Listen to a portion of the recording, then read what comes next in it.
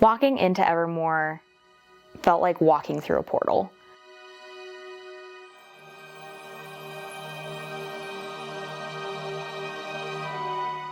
What made Evermore work, what made it this lightning in a bottle moment, was truly the interactive aspects. The reason for me that Evermore just drew me in, it's so different from just a Ren fair because it is a town that has a story and the people in it have a purpose and lives. It was really something special in the fact that when I first went as a guest before even starting to work there, it sucked me in. I was never the type of person to go to a large group gathering and try and insert myself into the story, but by the third time I visited the park, I was hooked. New tonight, a once popular park has closed its doors for good in Utah County.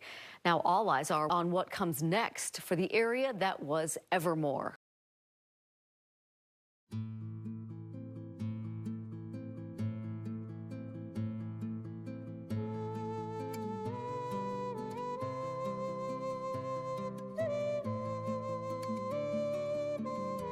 After we got confirmation that Evermore was closed and that it was not coming back, the community went through the grieving process. It was surprise, it was shock, it was a sadness deep inside, a hollowing.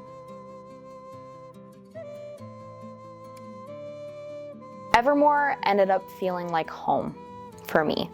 I got a family from Evermore that I don't think I ever would have been able to make in the world that we live in. The people who went to Evermore, the people who acted at Evermore, there was so much love and passion around what they were doing in that community that it made it feel like a team, like a family, like home.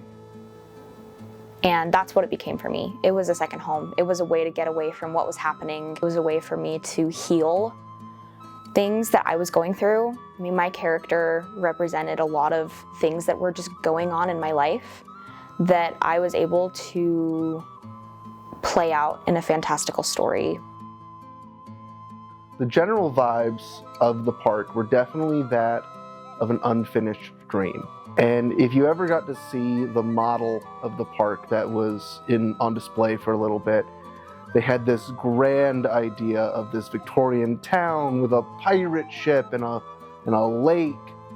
And due to all kinds of poor decisions and outright cursed outcomes, it never got there. But when you walked around, even though it was unfinished, even though half the park was a dirt lot from time to time, you could feel what it could be. It was really such a wonderful place.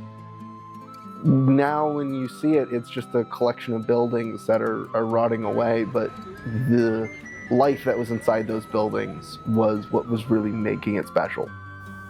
I think Evermore closing feels like moving away from your family home. And then that family home getting torn down.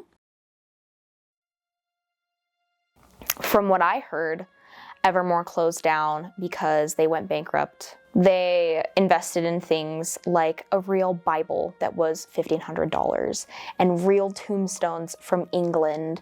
And there were buildings that they built that they never even opened the inside of to the public because they just didn't have the resources to build that.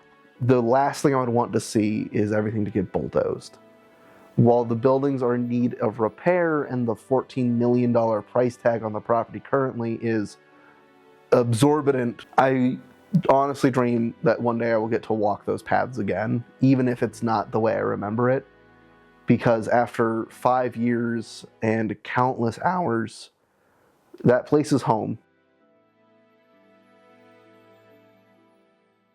I would love for them to turn it into some form of like Renaissance park and let it be utilized by the community. Even if Evermore never opens again, it's always going to have such a special place in the hearts of the people who fell in love with it. The shutdown of Evermore lit a fire underneath the fantasy and live action roleplay community. I was worried that I would lose the community that I found at Nevermore, but then I found Beyond the Gates, which is a roleplay group that was inspired by the concept of Evermore. And we actually meet at an amphitheater just down the road from where Evermore was. It's formed a life of its own, and it's a place for people to connect and escape from reality. Something we can learn from the story of Evermore is that even in moments of grief, there is strength in family. There is strength in passion, and there is strength and love in each other.